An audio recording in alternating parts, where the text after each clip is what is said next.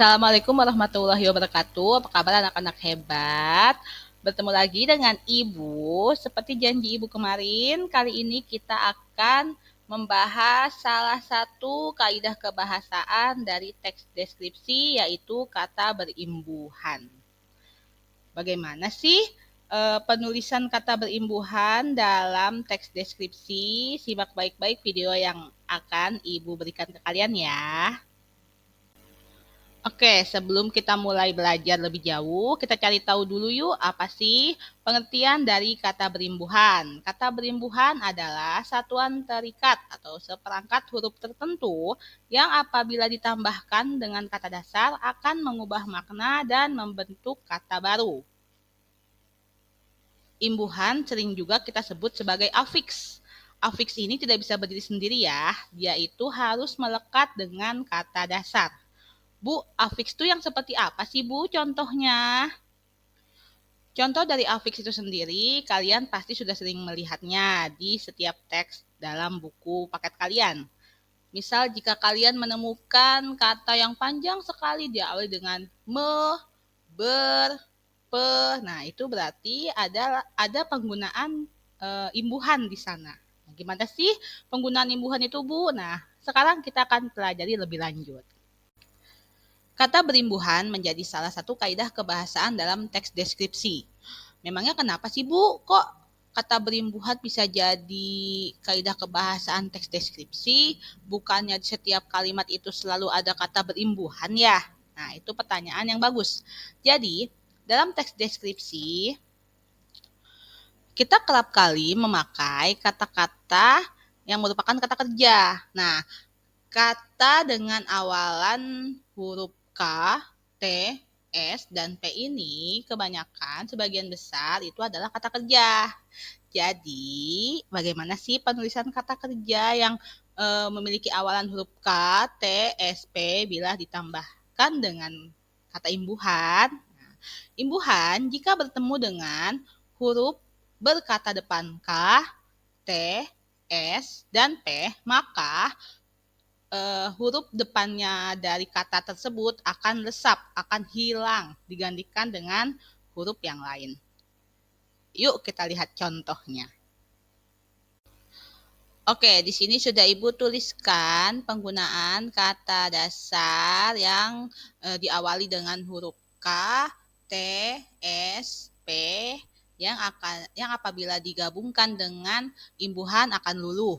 Nah, imbuhannya di sini khusus imbuhan men. Ya, hanya imbuhan men yang bisa membuat kata dasar yang berawalan huruf K, T, S, dan P itu luluh. Oke.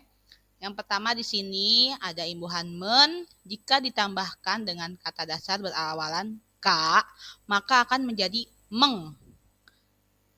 Contohnya, imbuhan men kita gabung dengan kata kikis, maka jadi mengikis. K yang di depan akan hilang. Selanjutnya di sini ada imbuhan men ditambah dengan kata dasar yang berawalan T akan berubah menjadi men. Contohnya imbuhan men ditambah dengan kata tatap akan jadi menatap. T-nya yang di depan itu akan hilang diganti dengan huruf N. Lalu selanjutnya imbuhan men ditambah dengan kata dasar berawalan huruf S, maka dia akan menjadi men. Nah, contohnya di sini imbuhan men ditambah dengan kata sontek, maka akan berubah menjadi menyontek. Nah, S-nya hilang. Lalu selanjutnya imbuhan men ditambah dengan kata dasar berawalan huruf P, maka akan berubah menjadi mem. Contohnya di sini imbuhan men ditambah dengan kata pukul, maka akan berubah menjadi memukul. P-nya akan hilang. Seperti itu contohnya. Coba Ibu mau tahu, bisa nggak sih kalian tuliskan lagi contoh-contoh penggunaan kata dasar berawalan K, T, S, P yang luluh apabila digabungkan dengan imbuhan men.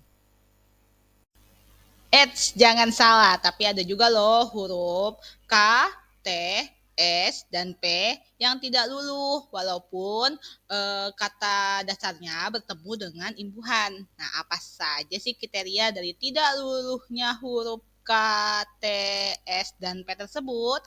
Yang pertama, huruf K, T, S, dan P tidak akan luluh jika imbuhan diikuti oleh kata dasar yang diawali dengan klaster atau konsonan rangkap. Ayo, siapa di sini yang belum paham apa itu huruf vokal dan apa itu huruf konsonan? Ayo, coba dibaca-baca lagi, dicari tahu konsonan rangkap itu berarti apa ya yang ada dua. Oke. Kriteria yang kedua, huruf K, T, S, dan P tidak luluh jika imbuhan diikuti oleh kata berimbuhan yang berawalan dengan huruf K, T, S, P. Nah, loh bingung kan? Kok ada dua bu KTSP-nya? Nah, di kriteria nomor 2 ini tidak akan terjadi luluh jika imbuhan me yang tadi kita bahas, imbuhan me-nya diikuti oleh kata yang sebenarnya adalah kata berimbuhan, bukan kata dasar. Nah, nanti akan diberikan contoh ya, supaya kalian tidak pusing. Lalu kriteria yang ketiga, pengecualian kata dasar berawalan S tidak akan luluh apabila kata dasarnya berasal dari istilah asing dan penggabungan huruf S dan Y. Oke, kira-kira gampang nggak nih contohnya? Gampang dong, nanti akan Ibu kasih tahu contoh-contohnya supaya kalian lebih mengerti. Nah, ini dia contoh dari kata dasar berawalan huruf K, T, S, P yang tidak luluh. Pertama, kriteria konsonan ganda. Contohnya ada imbuhan men ditambah kata produksi. Produksi. Ya, ada konsonan ganda di sini. P dan R bertemu menjadi satu. Produksi. Maka hasilnya bukanlah memproduksi, tapi tetap memproduksi. Ya, seperti yang Ibu tuliskan ya. Bisa kalian baca di video. Lalu selanjutnya ada kriteria kata dasar yang sudah berimbuhan. Nah, berarti kata dasarnya itu sudah ada imbuhannya. Contohnya, imbuhan men ditambah perluas. Nah, kata dasarnya kan luas, tapi sudah ada imbuhan per di situ. Maka P-nya tidak hilang, tidak memerluas, tapi jadinya tetap memperluas. Oke. Kriteria terakhir yaitu istilah asing atau huruf S dan Y. Yang pertama untuk kriteria asing, kita pakai kata support. Imbuhan men ditambah support, maka S-nya nggak akan hilang, tapi tetap ada dan menjadi mensupport. Begitupun dengan huruf S dan Y, kita pakai kata syarat. Jadinya mensyarat, bukan menyarat. Itu ya, bisa kalian baca di sini dan coba kalian buat kata-kata yang tidak luluh. Ayo coba. Itulah materi untuk hari ini. Gimana? Mudah kan? Gampang dong. Nah, maka dari itu Ibu akan berikan kalian tugas, yaitu buatlah 20 kalimat yang ada kata berimbuhannya. Oke, 10 kalimat kata berimbuhannya harus luluh dan 10 kalimat lagi kata berimbuhannya tidak luluh. Oke, kerjakan nanti di kertas lembar dan dikumpulkan ke Ibu ya. Semangat mengerjakannya, selamat belajar. Sekian materi dari Ibu, sampai bertemu lagi di materi selanjutnya.